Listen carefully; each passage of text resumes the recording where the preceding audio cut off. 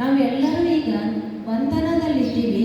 ಆ ಬಂಧನದಿಂದ ಬಿಡುಗಡೆ ಆಗಿ ಸಂಪೂರ್ಣ ಸ್ವತಂತ್ರದ ರಕ್ಷಣೆಯನ್ನು ಕಟ್ಕೊಳ್ಬೇಕು. ನಮ್ಮನ್ನು ಸಂಪೂರ್ಣ ಸ್ವತಂತ್ರರನ್ನಾಗಿ ಮಾಡುವಂಥವರು ಯಾರು? ಈಗ ನಾವು ನೋಡ್ತೇವೆ, ಭಾರತ ಸ್ವತಂತ್ರ ಆಗಿ 78ನೇ ವರ್ಷವನ್ನು ಇವತ್ತಿನ ದಿನ ಆಚರಣೆ ಮಾಡ್ತಾ ಇದ್ದೀವಿ. ಎಷ್ಟರ ಮಟ್ಟಿಗೆ ನಾವು ಸ್ವತಂತ್ರರಾಗಿದ್ದೇವೆ ಅಂತ ಪ್ರಶ್ನೆ ಮಾಡಿದಾಗ ಜಗತ್ತಿನಲ್ಲಿ ಇವತ್ತು ನೋಡ್ತಾ ಇದ್ದೀವಿ, ದೇಶದಲ್ಲಿ ಇವತ್ತು ನೋಡ್ತಾ ಇದ್ದೀವಿ, ಎಲ್ಲ ಕಡೆಗೂ ಅನ್ಯಾಯ, ಅತ್ಯಾಚಾರ, ಕೊಲೆ, ಸುಲಿಗೆ, ಭಯ, ಚಿಂತೆ ಎಲ್ಲ ಕಡೆಗೂ ತುಂಬಿಕೊಂಡಿದೆ. ಅದಕ್ಕೆ ಒಂದು ಘಟಸರ್ಪ ಎದುರುಗಡೆ 1000 ಘಟಸರ್ಪ ಬಂದರೂ ಆ ಸರ್ಪ ಭಯಪಡೋದಿಲ್ಲ. ಭಯಪಡ್ತದೆ ಅಂದರೆ ಇಲ್ಲ. ಒಂದು ಹೆಬ್ಬುಲಿ ಎದುರುಗಡೆ 1000 ಹೆಬ್ಬುಲಿಗಳು ಬಂದರೂ ಕೂಡ ಆ ಹೆಬ್ಬುಲಿ ಭಯಪಡೋದಿಲ್ಲ. ಆದರೆ ಇವತ್ತಿನ ಪರಿಸ್ಥಿತಿ ಏನಾಗಿದೆ ಅಂದರೆ, ಒಬ್ಬ ಮನುಷ್ಯನ ಎದುರುಗಡೆ ಇನ್ನೊಬ್ಬ ಮನುಷ್ಯ ಬಂದ ಅಂತಂದರೆ ಹೆದರುವಂಥ ಪರಿಸ್ಥಿತಿ ಇದೆ. ನಾವು ಯಾರಾದರೂ ಮನೆಗೆ ಬಂದರೆ ಪರಿಸ್ಥಿತಿ ಏನಾಗಿದೆ, ಒಂದು ಗ್ಲಾಸ್ ನೀರು ಕೊಡ್ರಿ, ನೀರು ಅಡಿಕೆ ಆಗದ ಬಿಸಿಲಾಗಿ ಬಂದೀನಿ ಅಂತಂದರೆ ನಾವು ಫ್ರೀಯಾಗಿ ಪಟ್ಟನೆ ಬಂದು ನೀರು ಕೊಡ್ತೀವೇನ್ರಿ? ಅವ್ರನ್ನ ಗೇಟ್ ಒಳಗೆ ಕರ್ಕೋತೀವೇನ್ರಿ? ನೀವು ಅಲ್ಲೇನಿದ್ರಿ ಅಂತ ಹೇಳ್ತೀವಿ, ನೀವು ಯಾರು ಏನು ಅಂತ ಕೇಳ್ತೀವಿ. ಅಂದರೆ ಇವತ್ತು ಮಾನವೀಯತೆ ಅಳಿಸಿ ಹೋಗ್ತಾ ಇದೆ, ದಯಾಧರ್ಮ ಅನ್ನುವಂಥದ್ದು ಕಳೆದು ಹೋಗ್ತಾ ಇದೆ. ಯಾಕಂದರೆ ವಿಶ್ವಾಸ ಇಲ್ಲ, ಯಾಕಂದರೆ ಪರಿಸ್ಥಿತಿ ಆ ರೀತಿ ಆಗ್ಬಿಟ್ಟದೆ. ಯಾಕಂದರೆ ಪ್ರತಿಯೊಬ್ಬರು ಕೆಟ್ಟ ಗುಣಗಳಲ್ಲಿ ಬಂಧಿತರಾಗಿದ್ದೀವಿ. ಕಾಮ, ಕ್ರೋಧ, ಲೋಭ, ಮೋಹ, ಅಹಂಕಾರ, ಈರ್ಷ್ಯ, ದ್ವೇಷ, ಭಯ, ಚಿಂತೆ, ಈಗಾಗ ಈ ಎಲ್ಲ ಕೆಟ್ಟ ಗುಣಗಳು ದೂರ ಆಗ್ತವೆ. ಆಗ ಈ ಭೂಮಿಯ ಮೇಲೆ ಶಾಂತಿ ನೆಲೆಸ್ತದೆ, ಸುಖ, ಶಾಂತಿ, ನೆಮ್ಮದಿ, ತೃಪ್ತಿ ಸಿಗ್ತದೆ. ತಮಗೆ ಅನಿಸ್ಬೋದು, ಎಲ್ಲಿ ಸುಖ ಅದಾರೆ, ಎಲ್ಲಿ ಶಾಂತಿ ಅದ, ಎಲ್ಲಿ ತೃಪ್ತಿ ಅದ? ಇವತ್ತು ನ್ಯಾಯಕ್ಕೆ ನ್ಯಾಯ ಇಲ್ಲ, ಸತ್ಯಕ್ಕೆ ಸತ್ಯ ಇಲ್ಲ, ಸತ್ಯ ಇದ್ದರೆ ಅಸತ್ಯ ಇದೆ, ನ್ಯಾಯ ಇದ್ದರೆ ಅನ್ಯಾಯ ಇದೆ ಅಂತ ಇವತ್ತು ಜಗತ್ತಿನ ಪರಿಸ್ಥಿತಿಯನ್ನು ನೋಡ್ತೀವಿ. ಜಿಸ್ಕಾ ಲಾಠಿ ಉಸ್ಕಾ ಬೈಸ್ ಅಂತ, ಯಾರು ಬಡಿಗದಲ್ಲ ಅವ್ರದ್ದೇ ಎಮ್ಮೆ ಅಂತಾರೆ. ಆ ಎಮ್ಮೆ ಇದ್ರೂ, ಮಾಲೀಕನದ ಎಮ್ಮೆ ಇದ್ರೂ ಬಡಿಗೆ ತೊಗೊಂಡು ಯಾರು ನಿಂತಾನಲ್ಲ ಅವನದೇ ಎಮ್ಮೆ ಇವತ್ತು ಅನ್ನುವಂಥ ಪರಿಸ್ಥಿತಿಯನ್ನು ನಾವು ಎದುರಿಸ್ತಾ ಇದ್ದೀವಿ. ಇಂತಹ ಪರಿಸ್ಥಿತಿಯಲ್ಲಿ ಪರಮಾತ್ಮ ಬಂದು ನಮ್ಮೆಲ್ಲರ ರಕ್ಷಣೆ ಮಾಡ್ತಾ ಇದ್ದಾನೆ. ಮಕ್ಕಳೇ, ನಾವು ಈ ಭೂಮಿ ಮೇಲೆ ಬಂದಿದ್ದೀವಿ ಅಂತಂದರೆ ಆ ಒಂದು ಮನೆಯಿಂದ ಬಂದಿದ್ದೀವಿ. ಈ ಸೃಷ್ಟಿ ಮೇಲೆ ಎಲ್ಲರೂ ಬೇರೆ ಬೇರೆ ಡ್ರೆಸ್ಸನ್ನು ಹಾಕ್ಕೊಂಡು ಪಾತ್ರ ಮಾಡ್ತಾ ಇದ್ದೀವಿ. ಇಲ್ಲಿ ಅದಕ್ಕಾಗಿ ಬಂದಿದ್ದೀವಿ ಅಂತಂದರೆ ನಾವು ಪುಣ್ಯದ ಗಳಿಕೆ ಮಾಡ್ಕೊಂಡು ಹೋಗೋದಕ್ಕಾಗಿ ಬಂದಿದ್ದೀವಿ.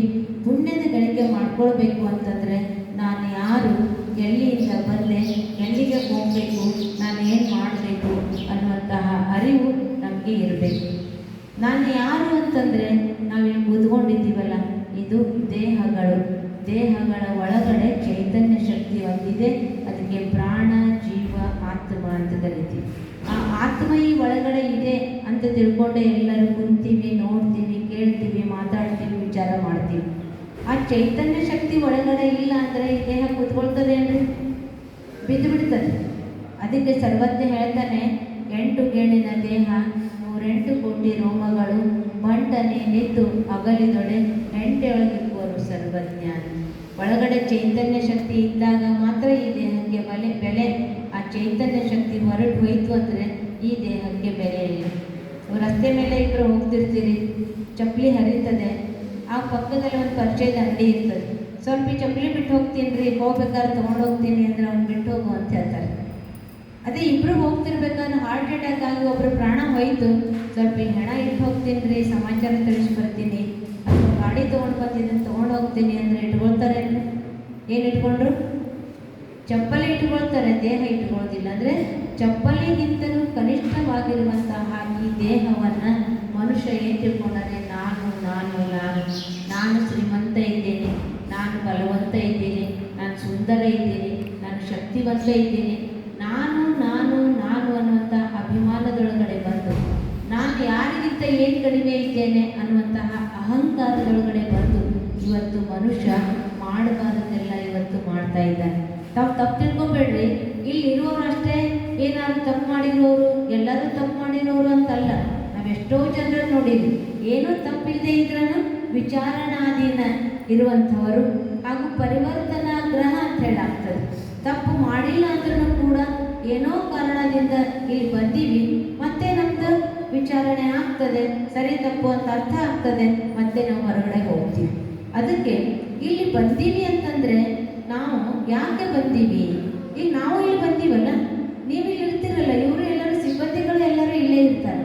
ಅಂದರೆ ಇಲ್ಲಿ ಇರ್ತೀವಿ ಯಾಕಂದರೆ ಈ ಭೂಮಿಯ ಋಣ ನಮ್ದಿದೆ. ಈ ಭೂಮಿಯ ಋಣ ಅದ ಅಂತ ತಿಳ್ಕೊಂಡು ಸಂಬಂಧದ ಋಣ ಇದೆ ಅಂತ ಬಂದೀವಿ. ಈಗ ನಾವು ಇಲ್ಲಿ ಬಂದೀವಿ ಅಂತಂದರೆ ಇದು ಒಂದು 2 ಗಂಟೆ ಸಂಬಂಧದ ಋಣ ಅದ ಅಂತಲೇ ನೀವು ಬಂದೀವಿ. ಅದಕ್ಕೆ ಪ್ರತಿಯೊಬ್ಬ ವ್ಯಕ್ತಿಯ ಕರ್ಮದ ಫಲವಾಗಿ ನಾವೆಲ್ಲರೂ ನಮ್ಮ ಪಾತ್ರವನ್ನು ಮಾಡ್ತಾ ಇದ್ದೀವಿ. ಇಲ್ಲಿ ಬಂದೀವಿ, ತಾವಷ್ಟೇ ಬಂಧಿತರು ಅಲ್ಲ, ಈ ಜಗತ್ತಿನಲ್ಲಿ ಇರುವಂತಹ ಎಲ್ಲರೂ ಬಂಧಿತರಿದ್ದಾರೆ. ಆ ಬಂಧಿತರನ್ನು ಬಿಡುಗಡೆ ಮಾಡೋದಕ್ಕಾಗಿ ಪರಮಾತ್ಮ ಬಂದ್ದಾರೆ. ಅದಕ್ಕೆ ಯಾವ ಬಂಧನದಲ್ಲಿ ಇದ್ದೀವಿ ಅಂದರೆ ಕಾಮ, ಕ್ರೋಧ, ಲೋಭ, ಮೋಹ, ಅಹಂಕಾರ. ಇವತ್ತು ಯಾವುದೇ ಅಪರಾಧಗಳಿರ್ಬೋದು, ಅದೆಲ್ಲದಕ್ಕೂ ಕಾರಣ ಏನಿದಾವ್ರಿ? ಒಂದು ಕಾಮ ಇರ್ಬೋದು, ಒಂದು ಕ್ರೋಧ ಇರ್ಬೋದು, ಒಂದು ಲೋಭ ಇರ್ಬೋದು, ಒಂದು ಅಹಂಕಾರ ಇರ್ಬೋದು, ಒಂದು ಮೋಹ ಇರ್ಬೋದು. ಇದೇ ಕಾರಣದಿಂದಲೇ ಇವತ್ತು ಜಗತ್ತಿನಲ್ಲಿ ಅಪರಾಧಗಳಿದ್ದಾವೆ. ಕೋರ್ಟ್ನಲ್ಲಿ ಏನೆಲ್ಲ ಕೇಸ್ ನಡೀತಾ ಇದ್ದಾವೆ, ಆ ಕೇಸ್ಗಳಿಗೂ ಕಾರಣ ಏನು ಅಂತಂದರೆ ಈ 5 ವಿಕಾರಿ ಗುಣಗಳು. ಅದಕ್ಕೆ ಈ 5 ವಿಕಾರಗಳಿಂದ ಮುಕ್ತರಾಗಬೇಕು ಅಂತಂದರೆ ನಾನು ಚೈತನ್ಯ ಶಕ್ತಿ ಇದ್ದೇನೆ ಅನ್ನೋದನ್ನು ತಿಳ್ಕೋಬೇಕು. ಆ ಆತ್ಮನ ಗುಣ ಅಂತಂದರೆ ಶಾಂತಿ, ಪ್ರೀತಿ, ಆನಂದ, ಜ್ಞಾನ, ಸುಖ, ಪವಿತ್ರತೆ, ಶಕ್ತಿ. ಇವು 7 ಗುಣಗಳು ಆತ್ಮನ ಗುಣಗಳು. ಎಲ್ಲರಲ್ಲಿಯೂ ಒಳ್ಳೆಯ ಗುಣಗಳಿದ್ದಾವೆ. ಆದರೆ ಕೆಟ್ಟ ಗುಣಗಳ ಪ್ರಭಾವದಿಂದ ನಮ್ಮ ಕರ್ಮ ತಪ್ಪಾಗ್ತವೆ. ಈಗ ಒಂದು ವಜ್ರ ಇದೆ, ವಜ್ರದ ಮೇಲೆ ಧೂಳು ಬಿದ್ದುಬಿಟ್ಟರೆ ಆ ಧೂಳು ಬಿದ್ದಿರೋ ಕಾರಣದಿಂದ ಅದು ಕಲ್ಲಿನಂಗೆ ಕಾಣಿಸ್ತದೆ. ಮೇಲಿನ ಧೂಳು ತೆಗೆದೀವಿ, ಸ್ವಚ್ಛ ಮಾಡಿದ್ದೀವಿ ಅಂದರೆ ಒಳಗಡೆ ಏನಿದೆ ರೀ? ಒರಿಜಿನಲ್ ಆಗಿ ಅದು ಶುದ್ಧ ವಜ್ರ ಇದೆ. ಹಾಗೆ ಬೆಲೆ ಬಾಳುವಂಥ ವಜ್ರ ಇದೆ. ಹಾಗೆ ನಾವೆಲ್ಲರಲ್ಲಿಯೂ ಒಳ್ಳೆಯ ಗುಣಗಳೇ ಇದ್ದಾವೆ. ಎಲ್ಲರಲ್ಲಿಯೂ ಒಳ್ಳೆಯ ಗುಣಗಳಿದ್ದಾವೆ. ಪರಮಾತ್ಮ ಎಲ್ಲರಿಗೂ ಒಳ್ಳೆಯ ಕ್ವಾಲಿಟಿ ಕೊಟ್ಟು ಕಳಿಸ್ಯಾರ. ಆದರೆ ನಮಗೆ ಅನೇಕ ರೂಪದ ಪ್ರಭಾವದಿಂದ, ಒಂದು ಸಂಘದ ಪ್ರಭಾವ ಇರ್ಬೋದು, ಒಂದು ಪರಿಸ್ಥಿತಿಯ ಪ್ರಭಾವ ಇರ್ಬೋದು, ಒಂದು ಮನೋವೃತ್ತಿಯ ಪ್ರಭಾವ ಇರ್ಬೋದು, ಒಂದು ಅಭಿಮಾನದ ಪ್ರಭಾವ ಇರ್ಬೋದು, ಅಂತಸ್ತಿನ ಪ್ರಭಾವ ಇರ್ಬೋದು. ಯಾವುದಾದ್ರೂ ರೂಪದಿಂದ ಆ ಪ್ರಭಾವಕ್ಕೆ ವಶ ಆಗಿ